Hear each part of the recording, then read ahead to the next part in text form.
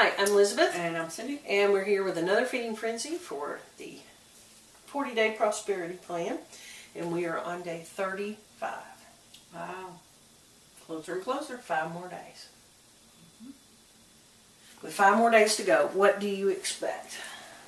What do I expect? Yeah, what's your expectation with only 5 more days to go? Well, last time we did this, it was like 38 or 39, day 38 or 39, when we got a huge check in the mail that was not expected. Sort of expected, but not really. So, that would be nice this go around. I'm expecting to win the lottery tomorrow night. Okay. That's a good expectation. I'm up for that. Now, with that in mind, here's one more thing. You ready? Money is not my supply. Okay. No person, place, or condition is my supply.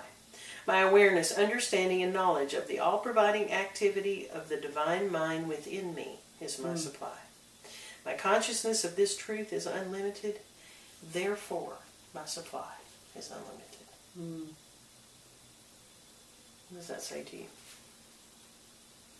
That it's not about the money, which we knew.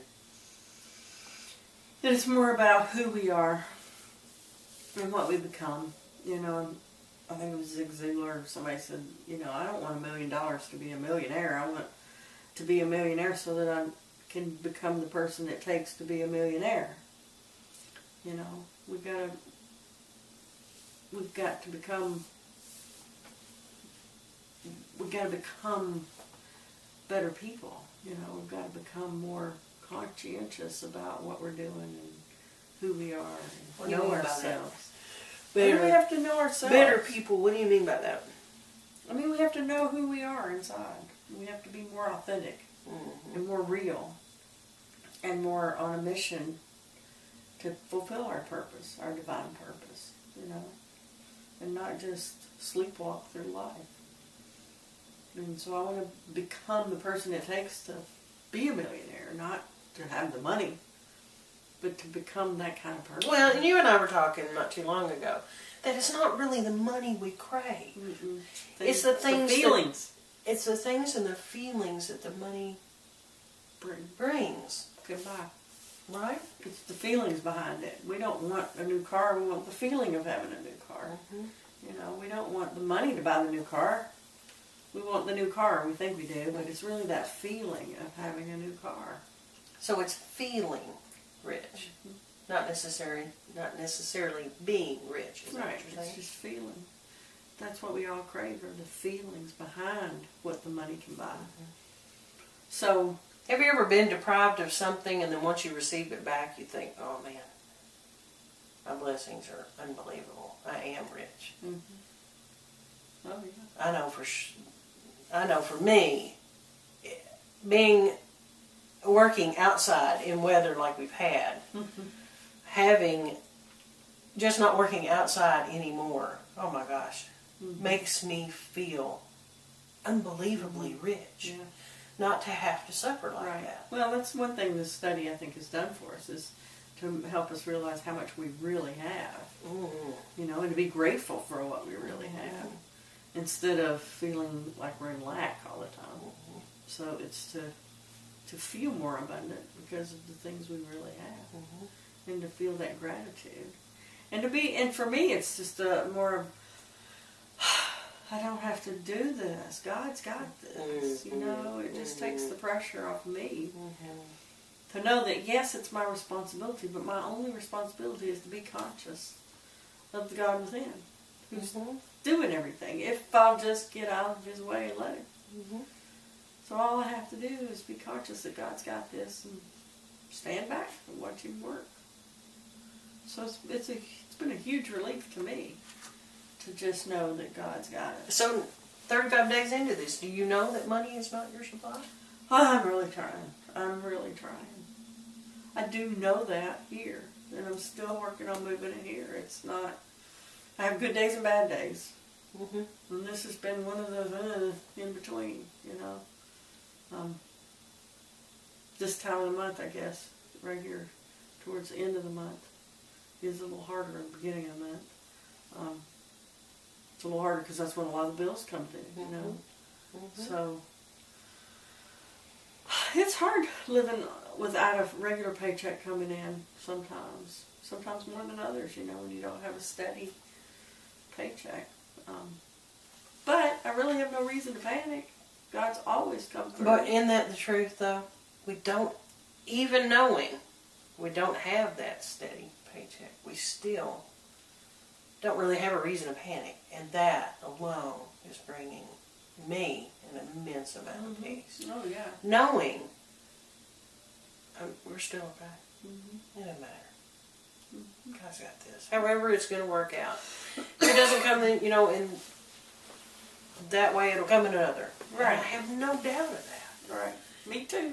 And having no doubt in it But after, keeps you know, the panic for from 40, 50 years of training in the panic and the lack and hearing money doesn't grow on trees and we can't buy that and, you know, we don't have enough money and hearing that over and over and over throughout your life, it gets ingrained that that lack consciousness and that there's not enough to go around and there's never enough to make ends meet and that's the consciousness that we tend to live from until we replace that consciousness with this one. And I'm not there yet. I would love to say, yes, it's 35 days in and I've got it now and my consciousness is perfect and I've got this. But you're better than you were 35 days ago. Oh, yeah. It's better. And I have great days and I have okay days and I have icky days. But the icky days are less and less, you know. And I also think that's the point. Right. That's the point. And if I remember correctly, about this time, the last time we went through it, we get to this point where it's just, and it just seems like trudging through it. And I think it sometimes gets darker before the dawn, darkest before the dawn, because that second force and that testing or whatever you want to call it just seems to hit to say, do you really believe this? You know, are you sure this is what you believe? It's almost like God wants to throw something at us, although I know it's not God. It's just something comes at us to make us rethink it all and doubt ourselves. And I think once we make it through that terror barrier one more time, we get a little better so that the other times get few and far between. And it's I once heard that it's not a straight line to the success or to the prosperity or whatever we're shooting for. And it's not even a unpredictable one. It's like a spiral. And the spiral is moving, but you take a step back and then you take a step forward and then you take another step back.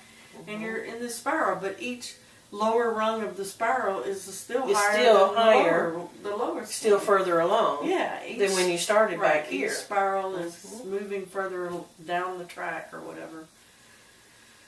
So I think around this point, every time I hit that downward spiral, but that downward spiral is still much higher than my high from when we started. You know, so it's hard to remember how much we grow. It's like looking at pictures of our kids from 2, 3, 4 years ago, and you think, when did they change? You know, and I think we could look back at the videos we made at the beginning of this and say, oh my gosh, when did we change? You know, so we are further, but I still think there's that spiral. And we go through it, and we have days where it just doesn't work as well as other days.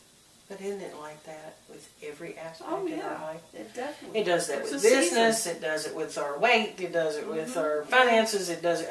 Every aspect of our life seems to go in that season for everything. Spiral. Yeah. So but 35 days in feels a whole lot better. And this stuff seems to be becoming a part of me. And that's good. I can hear the first little bit of it and I already know what it's going to be. And I already can almost say it from memory, you know, and that's comforting. Yeah. Because these are all good principles to base our lives on. You want to change them? Yeah. Excuse me. Money is not my supply. No person, place, or condition is my supply. My awareness, understanding, and knowledge of the all-providing activity the joy within me is my supply. My consciousness of this joy is unlimited, therefore my supply is unlimited. That one's a little harder for me to grasp. Why? Because I've never known my joy to be unlimited. Mm. You know what I'm saying? Mm-hmm. If I'm going to be honest, Mm-hmm. you know, there are days when I have a really hard time finding it. You know? Mm-hmm. So that one's a little harder for me to grasp. But when you do have it, there are no limits on it. True. You know, True. you can have unlimited joy. You know, that doesn't mean that you won't have a bad day in there. It just means that when you have joy, there's no limits on the joy. Mm-hmm. Mm-hmm. That's true. So, therefore, your consciousness has no limits. My consciousness of it doesn't have any limits. Is it easy for you to picture your consciousness not having limits? It's easier now. I think I put different definitions on that word limits, as to be no borders, Mm-hmm. as opposed to it's going to end sometime. Mm-hmm. It's more or less, you know, there's no limit to the joy that I can have. I can have unlimited joy and unlimited money, unlimited everything. That's a good thought. I think it's harder for me to see constant as opposed to unlimited. Mm. You know? Yeah, I think I agree with that. It just in my consciousness, everything gets tired and everything wears out eventually. Mm-hmm. And everything has a cycle to it. A resting time.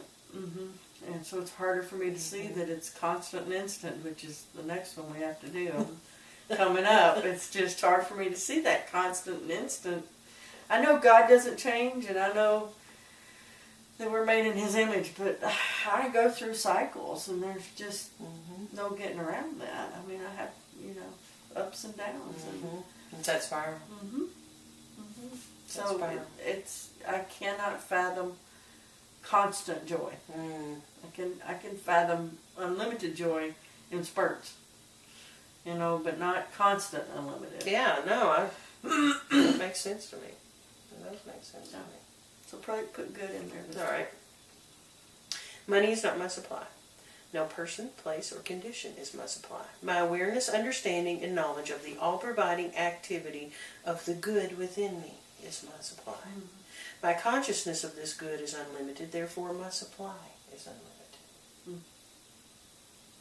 So that says to me that if we would just recognize our good and our joy and all of the positive parts of us on the inside, the perfectness of the God self, then that's all we need. You know, everything else is going to take care of itself. That's our supply. It's everything we need. And I think, but we're also going to see it reflected too. Right. Once we're looking for it. Right. We're going to see it reflected in our outside. Exactly. So that I think, how can that be my supply? But then I know that once I can tap into those good parts of me, then the good starts flowing out. Then people are just attracted to that. And energy is attracted to that, you know? So I don't know how it works. It's not mine to worry about the how. It just works. It does work. And all we have to know is it does work. Right. And then practice getting in that flow. You know, it's just like if it rains. If I see a rain cloud and I can tell it's raining, I got to go jump in that water before I'm going to get wet. You know, we got to figure out where's the money coming, where's the abundance coming, and get in that flow.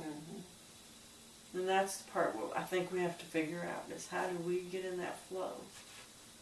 I think we're in the flow. And I think we do things to knock ourselves out of it. Well, that's true. We do things to keep it from hitting us. We put a tent up. We put a tent up or an umbrella, and it falls to the side of us rather than falling on us.